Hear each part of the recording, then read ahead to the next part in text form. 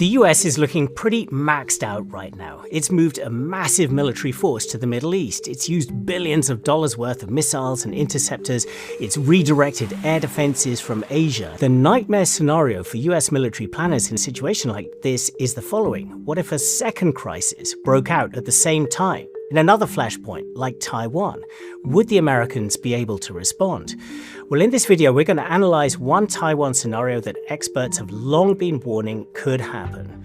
Not a Chinese invasion, not an attack, not even a blockade that's often talked about, but something in the gray zone beneath open conflict, imposing a quarantine on Taiwan. Now, that might sound like something from a pandemic, but this would have significant consequences, and it would present the US and the rest of the world with huge dilemmas about how to respond. So we're going to go step by step through this scenario. Now, Rush Doshi will walk us through this. He's a former senior staffer on China in the National Security Council in the Biden administration, so someone who's had to sweat the details of this kind of scenario in office. And he's written a book on Xi Jinping's grand strategy. He's now based at the Council on Foreign Relations think tank, and he's also based at Georgetown University in Washington, D.C. So, Rush, thank you very much for joining us to talk about this today.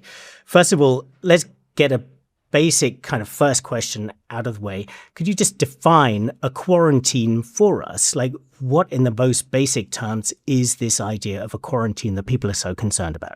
I think a quarantine is important to differentiate a little bit from a blockade. A blockade is often an act of war. It involves military vessels. It stops all traffic in and out of a given area. But a quarantine is really a law enforcement action. So for China to implement a quarantine, it means it's relying perhaps not on its naval vessels, but on its Coast Guard vessels, which are responsible for law enforcement. They'd have a pretext. They'd say, this is a law enforcement action. This is to stop smuggling. This is to stop illegal weapons shipments. Maybe it's for environmental purposes. And they'd essentially declare their own jurisdiction over those waters, claim that Taiwan is part of China, and say, we're just enforcing the law, nothing else to see here. It doesn't mean that everything would get stopped. It doesn't mean it would be forever. It might be for some period of time. Every vessel that wants to proceed through the quarantine gets boarded, inspected, or needs to file paperwork with Chinese authorities. And if they have to do that, that means that they are essentially acknowledging that Taiwan is part of China. So what specifically, before we go through in a bit more detail on a few of those points, what is it that has made people concerned that China could do this? What is the evidence that they may be thinking about this?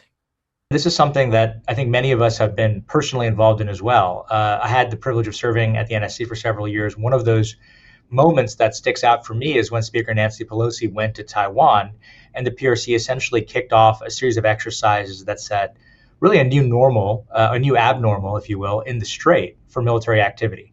We saw larger numbers of aircraft cross what is the center line between Taiwan and China.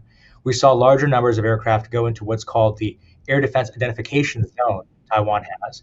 And we saw huge numbers of ships begin to regularly operate around Taiwan as well.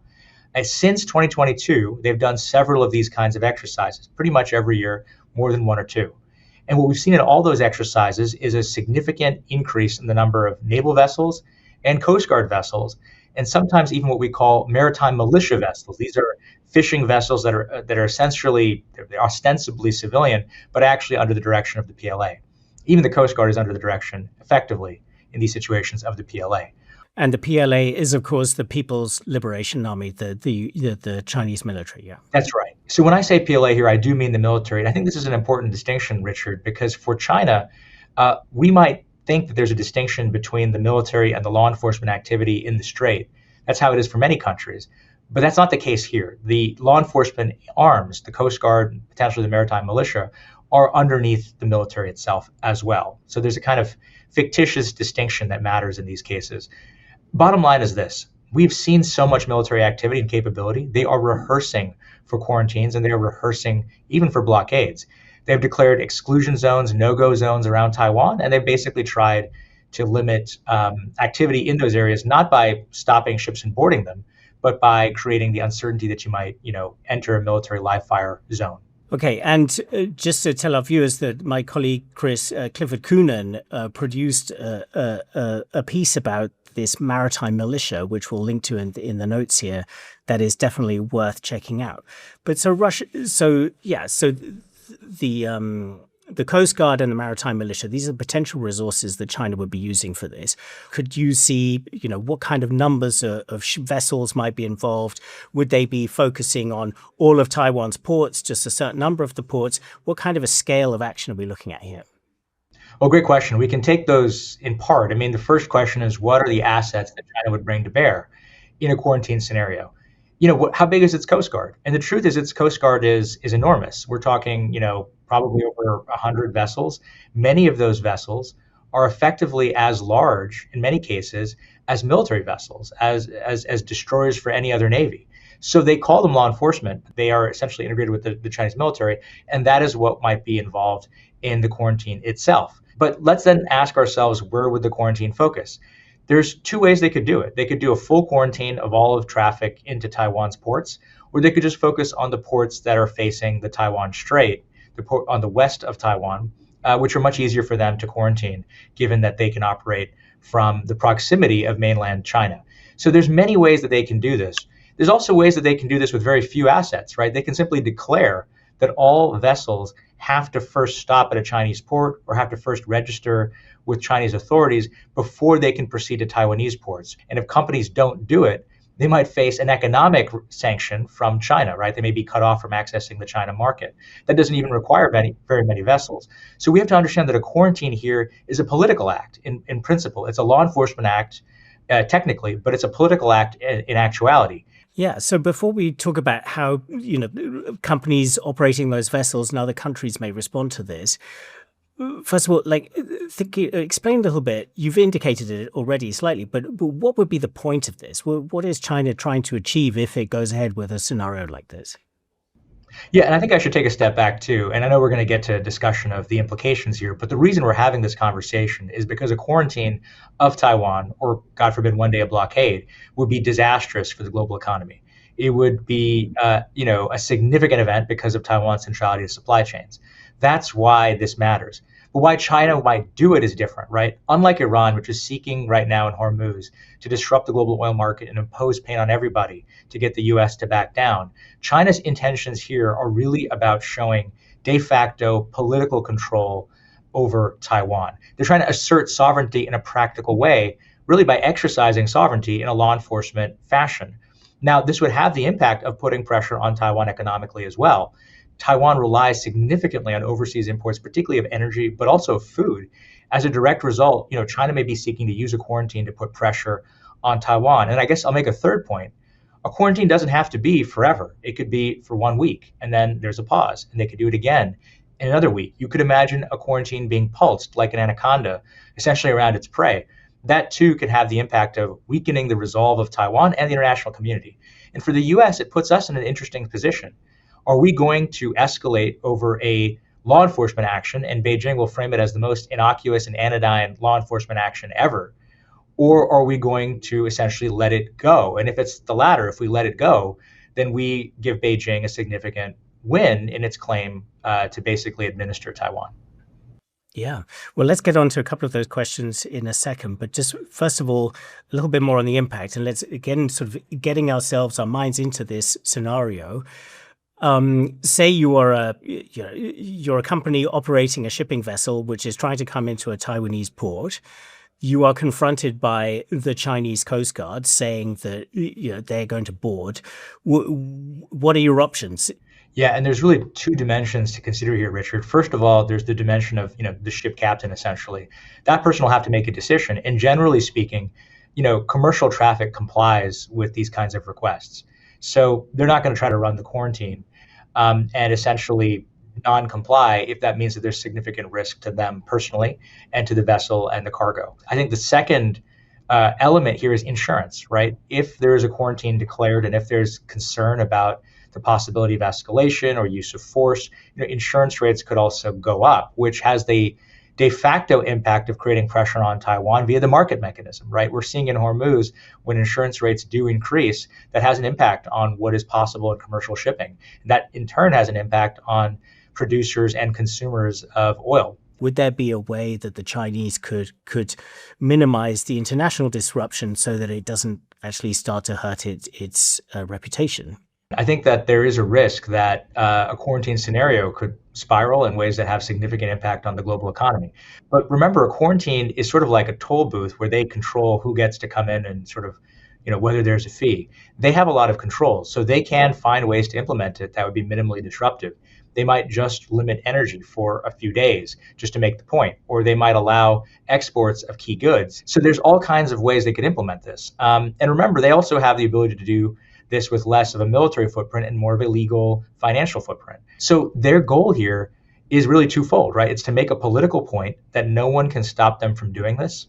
And second, to make Taiwan feel some pain so that they don't think that they can hold out against China's pressure. And there's lots of ways to accomplish those two goals without blowing up the global economy. Okay, so clearly some of the potential motivations for the Chinese to go ahead with this there. Let's talk about response then. First of all, just kind of on the ground or out at sea, Taiwan obviously has its own Coast Guard. What do the Taiwanese do, in your estimation, if we have a situation like this where the Chinese Coast Guard is imposing a quarantine? Taiwanese Coast Guard, do they stand back? Do they try to get involved somehow? How do they play this? It's important to keep in mind 2 points about Taiwan's Coast Guard. First of all, Taiwan's Coast Guard is much smaller than China's. And the second point is that Taiwan will probably look to the US and largely the international community for guidance. The US, because they want to know whether or not if they take more risk on the water, if something goes wrong, what will the US do? Now, I think you've seen in the past when China has put forward law enforcement vessels from Fujian, not even Coast Guard, but actually really from the provincial level, to pretend to be engaging in law enforcement activity, that Taiwan has sort of met them with Coast Guard vessels and been in the same area and operated in the same vicinity. That kind of thing will happen. But then the question is, what happens the moment that a Chinese vessel tries to board a foreign vessel, a commercial vessel? That will be very challenging. I mean, there's not much Taiwan can do about that. Now, from the Chinese perspective, there's a few things more risky than boarding a commercial vessel, especially if that commercial vessel doesn't want to be boarded. Lots of things can go wrong. And even if they are compliant, you can still have accidents. The threat, though, of being boarded that might enforce that compliance. You've referred to the Taiwanese looking to the Americans, so let's take it to that international level. The Americans, I mean, would they buy a Chinese pretext for something like this? I mean, walk us through the kind of various stages that the Americans need to think about in how to kind of adjust a potential response to this. So there's a few different tensions that the U.S. would face here. On the one hand, if they do nothing, it looks like acquiescence, right? It sets a precedent where China can basically declare it has the right to control what goes in and out of Taiwan. And that is a dangerous precedent to set, because once that precedent has been set, you're moving towards, essentially perhaps a military action against Taiwan in the future. The second is that you could send naval vessels to escort merchant traffic to Taiwan and out of Taiwan. And the idea is that with the escort of the U.S. Navy, those vessels don't have to comply with Chinese dictates. And at the same time, the Chinese may not be willing to escalate further. That is a challenging operation. It requires a large number of vessels. Even right now, with so much of our traffic, so much of our force posture right now in the CENTCOM region, given the Iran war, it would still be difficult for the U.S. to engage in escort and convoy, and let alone in the Taiwan Strait. And just to explain to our viewers, the CENTCOM, what is their purview? Right. So CENTCOM would be the region, the combatant command essentially that oversees Iran and a large portion of the Middle East and the waters surrounding it, like the Gulf and the Strait of Hormuz. My point is simply this: if it's hard to do it in Hormuz, it's going to be hard to do it in the Taiwan Strait. And so that second option of convoy is an appealing option. And then finally, there's this question of sort of, economic and legal responses, right? The U.S. can choose to escalate in the economic domain. They can say that those companies that are complying will face X, Y, or Z penalty. And you could see the U.S. threaten significant economic retaliation. And they could do it saying essentially that what China is doing threatens the global economy, and this is a way to reset the baseline and prevent the global economy from being completely derailed. None of these options are particularly appetizing. None of them are easy. None of them are guaranteed to work. All of them carry significant risk, and that's exactly why a quarantine scenario is so dangerous. For China, it carries risk too. The quarantine could backfire. It could be challenged. They could be forced to lose. All of that is a serious problem for China as well. But what you described there with, the US could potentially say to companies, if you comply with that, then you have trouble with us. But then this puts the companies involved in a horrible dilemma, right? Well, exactly. And so then the companies will have to make decisions, and they are very dependent on China-related shipping, but they're also dependent on, shipping to the United States and the financial system and the insurance markets that are broadly controlled by Western countries. And so they're in a tough spot. And just to pick up on one thing you just mentioned earlier about the difficulty for the US potentially of providing a naval escort to ships wanting to get to Taiwan, that would be difficult in the best of times. In a situation right now where you have, you would have simultaneity. If you did have something like, the Chinese imposing a quarantine tomorrow, just as all of these difficulties are going on the Strait of Hormuz, does the US crash right into this phenomenon of overstretch that people have warned about?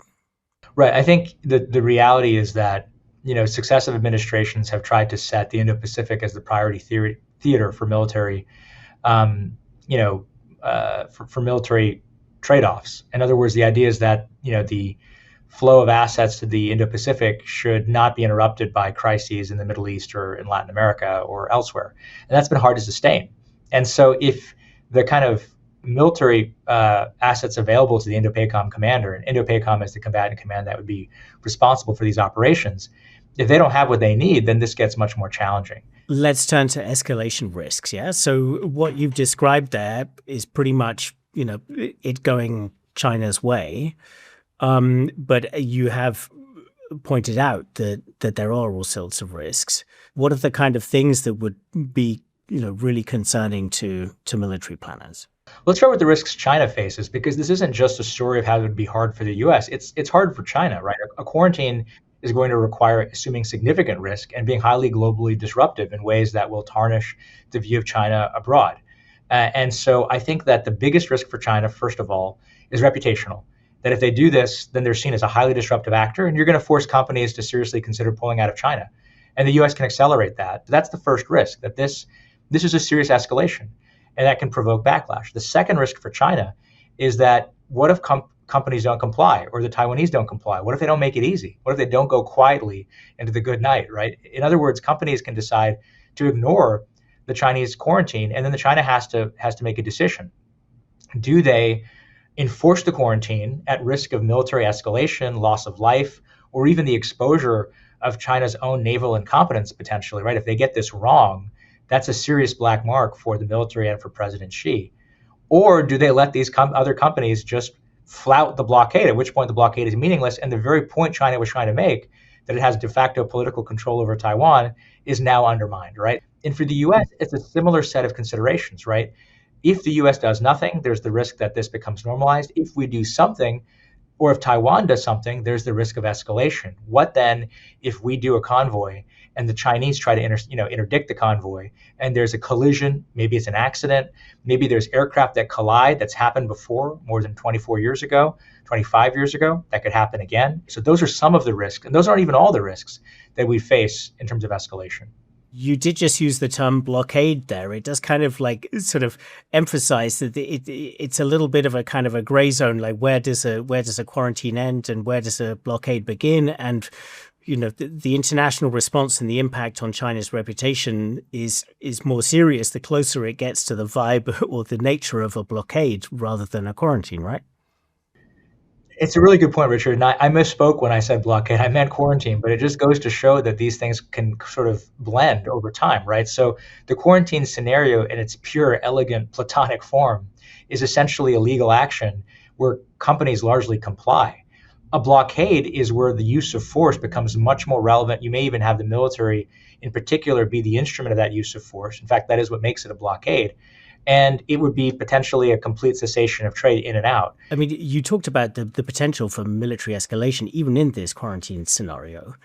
If the Chinese are being really well prepared about something like this, is this something that ultimately they would have to only go into if they were prepared to go all the way up that escalation ladder to full-scale military action if things do go pear-shaped? You could imagine a quarantine being sort of the appetizer and the main course being the blockade. or after blockade and invasion, right? This is an escalatory ladder. What we've seen China do is increase gray zone pressure, particularly in the last 5 or 6 years, with a major spike beginning in 2022.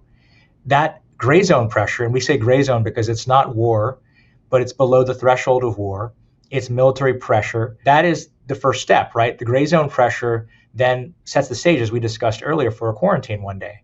And the quarantine could set the stage one day for a blockade or an invasion.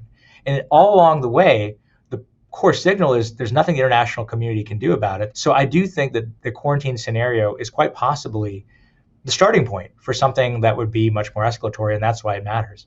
There's one thing kind of looming in the background the last few months that's happened in China is there have been these purges of top military leaders, which have not been explained. They've just happened. Do you think that that really raises a serious question over whether the PLA, the Chinese military, is in any fit state to kind of backstop an action like this, even if it would be happening kind of on these lower level areas like the Coast Guard, at least at first? This is an important question, and it's maybe one of the most important questions in Chinese politics. There's probably no more important relationship in China than the relationship between the party and its military, which is the PLA, the People's Liberation Army, which is the armed wing, essentially. And there's probably no more relationship on a personal level than that between President Xi Jinping and whoever is sort of his deputy, his vice chairman, if you will, of what's called the Central Military Commission. The Military Commission runs the military. President Xi is the chairman, but there's always two vice chairmen who kind of are responsible for actually executing the chairman's determinations. And both the vice chairman of the Central Military Commission that we've had since 2022, now they've been purged in the last year. We've lost He Weidong, who was a newer vice chairman, somebody who'd come from the Eastern Theater Command, had a lot of operational experience regarding Taiwan, did a lot of planning regarding Taiwan. And you also then just recently had the purge of Zhang Youxia, who was the more senior vice chairman of the Central Military Commission, a man who had actual combat experience fighting the Vietnamese and who had stature within the PLA, and now he's gone too. On top of that, you had maybe a dozen or more, 24 senior military officials purged in the last 2 years. Some say, as much as 20% of the Central Committee has effectively been purged or disappeared. And we know from experience that when armies have major purges like this, it can undermine operational readiness. So is the PLA ready right now at a personal level at a personnel level to do this? I'm not sure that they are. But that being said, Richard, they're going to reconstitute that personnel. The people who come in may be even more tough. So the actions that Xi has taken in the last year or two undermine readiness in the short term, but they may increase it in the medium term. And so it's going to be interesting to see what happens faster. Can the US reconstitute its missile and navy faster than China can rebuild its military command? Yeah, right. And I'll just add to that, in many ways, you can think that Taiwan strategy in both countries, in both capitals, Beijing and in Washington, is about buying time and then seeing who can use that time better. So right now, I think you could say neither side has an incentive to do significant escalation because both sides are betting that they can use the time well. And I think certainly President Xi is probably thinking that if he keeps working the issue, keeps investing in the PLA, keeps putting pressure on Taiwan economically, keeps undermining their support internationally, and then waits for that right moment politically where perhaps Taiwan is in the middle of an election, that may be a more fortunate moment for him than the current moment. Yeah, let's pull all of this together. We're talking basically about the risk versus reward now calculation that the Chinese may be having when they think about a scenario like this. You're saying that this is maybe not the absolute opportune moment for the Chinese to act. But let's pull back. I mean, you really know Chinese grand strategy, the kind of overall strategy with which Xi Jinping sees China developing its power, economic and military. When you look at him, do you see him as the kind of leader who is willing to seize opportunities when they arise? Or do you see him overwhelmingly as a kind of a strategic guy who will not be tempted by something that he might see as risky opportunism? How much of this is really about Chinese strategy that's sort of longstanding, sits within the party, and how much of it is about the personality of the senior leader, President Xi Jinping? And I think the reality is that it's a little bit of both. China has been putting in place the military assets to keep the U.S. from intervening in the region for a long time, right? This has been going on for a while. That's been investments in anti-ship cruise missiles, investments in a very powerful submarine force, investments in anti-ship ballistic missiles, all of which would target U.S. naval vessels and aircraft carriers. And then, of course, lots of investment in air defense and in anti-air to target American aircraft and sea mines as well. All of that together is what we call an anti-access area denial force that's meant to make it hard for the U.S. to access this water, and it makes it easier for China to deny the U.S. access to this water. That's essentially what this military is about. And Xi Jinping didn't build that military. That military was built by Jiang Zemin and Hu Jintao, his predecessors. But Xi Jinping will be the person to decide how it's used. And he'll also be the one to decide when it's used. And so I think it's probably the case that he is less risk acceptant than some might think, than certainly Vladimir Putin. But he's also quite bold when he thinks that the moment is right. And I think the result is that we probably have to ascertain that the question for the US, for Taiwan, for Japan, for the West is how can you ensure that President Xi Jinping remains deterred, that he doesn't think that today is the day that he should take action.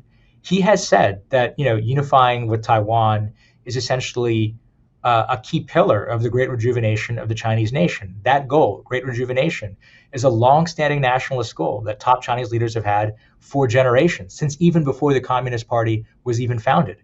And so that is the goal that he has. He sees himself as the leader who's going to get that done.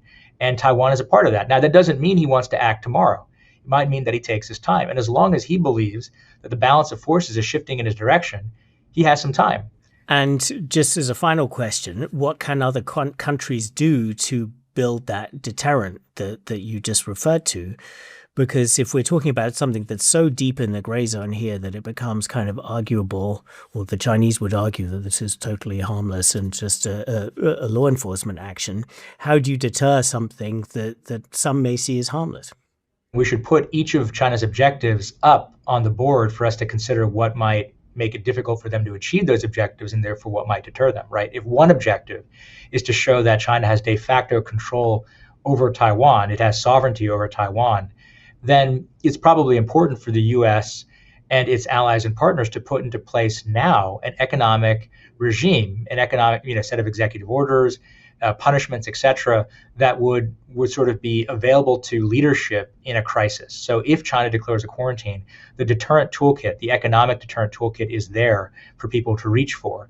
That might involve also, number two, finding ways to stabilize insurance markets. And the third thing that you need to do is consider making Taiwan more resilient. Remember, a key goal of this for President Xi would be to make sure that Taiwan realizes how dependent it is on waters that it can't control, that ultimately the lifeline for Taiwan's economy is in the hands of China. If Taiwan has greater stockpiles of energy, if they, for example, open up nuclear plants again, they've shut them down, that was a mistake, they could open them up again, they can begin to build domestic resilience that would make it harder for China to exert pressure over Taiwan. That means that Taiwan can last longer. And finally, critically, the U.S. and its allies and partners need to have conversations about these kinds of scenarios today. That's a little harder to do in the shadow of the Iran war, but if anything, the Iran war gives us a framework for understanding some of the issues we're going to encounter in a quarantine scenario involving Taiwan. So those are a few of the things. And then finally, the U.S. has to keep investing in its deterrent capability. That means it has to stop the sort of theft of resources from Indo-Pacom to other theaters, make sure Indo-Pacom is well resourced. Put those 5 things together and you have the beginning of a package that can deal with this scenario. And remember, China does not want to take the risk if it can avoid it. Probably the most important thing to do then, and this is kind of a 6th recommendation, is reassure. Right? The U.S. has to reassure China that there's no need to do this, that we have no interest in changing Taiwan's status overnight, that Taiwan is not about to declare independence. There's no need to do this. And if you combine the deterrence with the reassurance, you have the pillars of stability. Everybody feels that they can buy more time. We can go back to spending the time as best we can. And that's a recipe for stability.